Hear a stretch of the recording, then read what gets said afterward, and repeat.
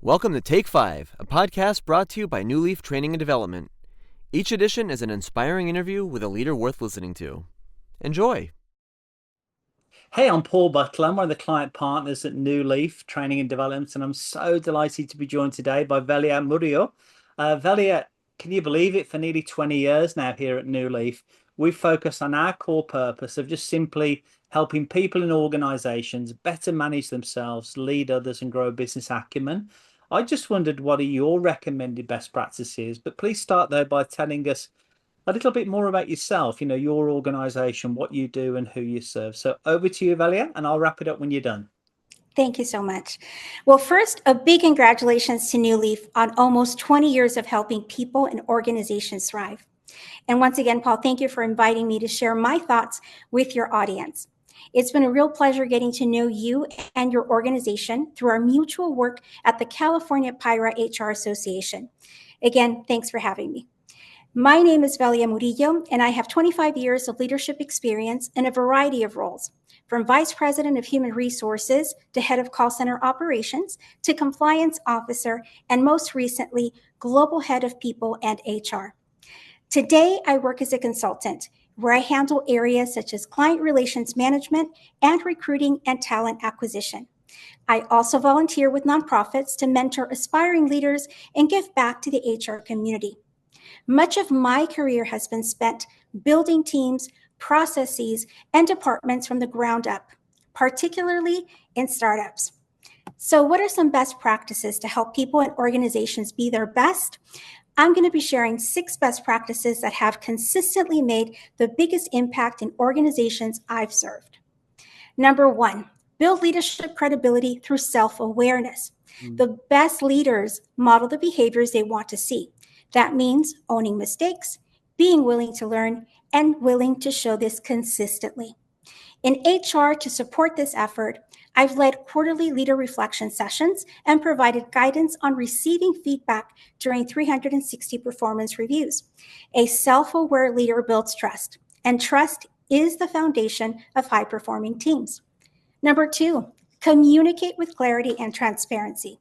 Having led global teams from the Philippines to Mexico to Armenia to Indonesia, I've learned that frequent, clear, and honest communication builds alignment, especially in dispersed teams. Whether the news is good or bad, say it timely. Use multiple channels of communication so that your messages land. Be purposeful during one-on-one sessions and honor focused time to have meaningful conversations. Recognize people who step up, but don't shy away from tough conversations. Silence creates confusion, but clarity creates focus. Number 3, listen and act on feedback. Asking for feedback, whether with surveys, one-on-ones, or even town halls, is only half of the equation. Doing something with it, that's what builds credibility. Even if you can't adopt every single suggestion or idea, explain why. Closing the loop actively is key. So whenever feedback is collected, share what you've heard, what you will do, and why some suggestions may simply not be feasible. These actions show respect and build trust. Otherwise, employees simply stop sharing their voices. Number 4, support and equip managers. Managers have the single biggest impact on engagement. And I'm sure you've seen it. I've seen it. In the headlines, it's everywhere. A recent Gallup mid-2025 research shows managers account for roughly 70% of the variance in team engagement, and just about 32% of employees report being engaged.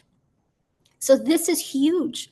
Investing in manager growth by paying for them to attend training and development courses, but also by executives or heads of departments spending quality time with managers to guide them and to hear their challenges. This combination has a good return on investment. I've seen this translate into managers better supporting their teams and also making it a habit to encourage self-reflection and having executives lead by example. This gives managers something positive to emulate. In HR, I've reported on manager metrics, so from team engagement to retention to hold accountability. And I've also offered peer forums for mentoring and to support actively. So let's be leaders we wish we had when we were coming up in our careers. Number 5, clearly celebrate wins, not just analyze those misses. We become really, really good at doing postmortems when things go wrong, but it's just as important to highlight what went right. When we analyze a win and share it across the organization, it creates a playbook for repeat success and it boosts morale. Having retrospectives, maybe sharing 2 to 3 stories of success and documenting lessons learned to replicate is a good resource for both current and new hires.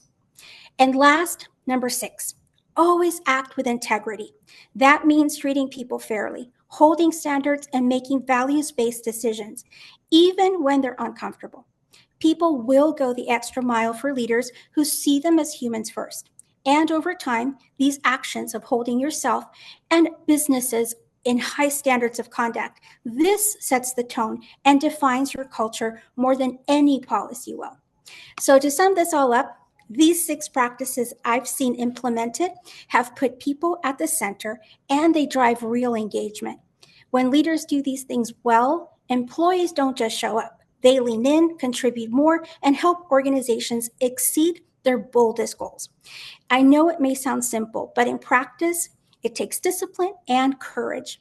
The good news, every step you take in these areas strengthens trust, improves performance, and ultimately creates a workplace where people give their best. So, Paul, I hope these practices help the listeners. Velia, thanks ever so much. I love those 6 points, really clear and concise. And I'm sure you've heard this phrase where they say, things that seem like common sense are just not commonly practiced. And that's the whole piece of what I'm hearing you say there. If I could just shout out to the investors, shout out to the subscribers to keep an eye on the events page for the activities we have going on throughout the course of the year, most of which are available for free. And Velia, could I offer you, as is our tradition, could I offer you a virtual high five? Bring it, Paul, bring it. It's so good to see you again, and I really appreciate you taking a few minutes with our audience. Of course, my pleasure. All right, bye for now. Bye-bye. I hope you found that interview useful, and if you did, feel free to rate, review, and share this podcast.